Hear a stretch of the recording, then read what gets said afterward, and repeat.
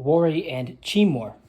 A few hundred miles to the south of Moke, a people known as the Wari culture began to expand from their former home in the Andes foothills and established communities along the coast in the vicinity of modern Lima, Peru.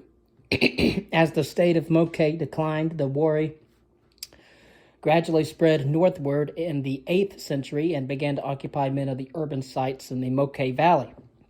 According to some scholars, they may even have made use of the Moke's sacred buildings and appropriated their religious symbolism.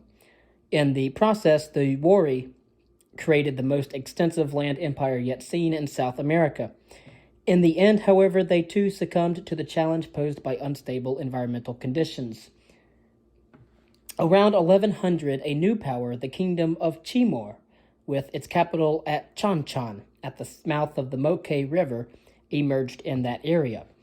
Built almost entirely of adobe, Kankan housed an estimated 30,000 residents in an area of more than 12 square miles that included a number of palace compounds surrounded by walls nearly 30 feet high. One compound contained an intricate labyrinth that wound its way progressively inward until it ended in a central chamber, probably preoccupied by the ruler. Like the Moke before them, the people of Chimor, the Chimu, relied on irrigation to funnel the water from the river into their fields.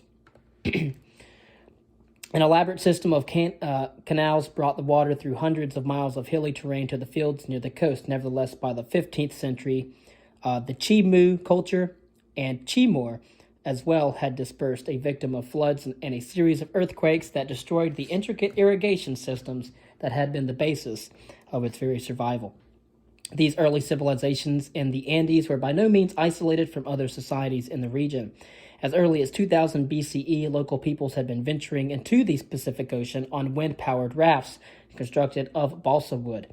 By the late first millennium CE, seafarers from the coast of Ecuador had established a vast trading network that extended southward to central Peru and as far north as western Mexico, more than 2,000 miles away. Items transported, including jewelry, beads, and metal goods, in all likelihood, technological exchanges were an important byproduct of that relationship. Transportation by land, however, was more difficult.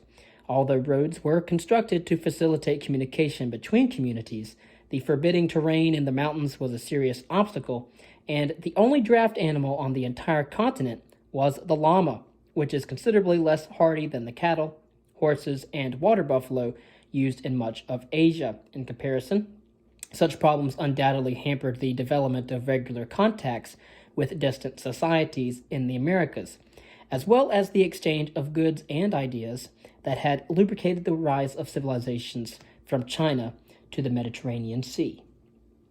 And so again, we just went over the Wari culture and the Chimu culture and the kingdom of Chimor with its capital at Kankan.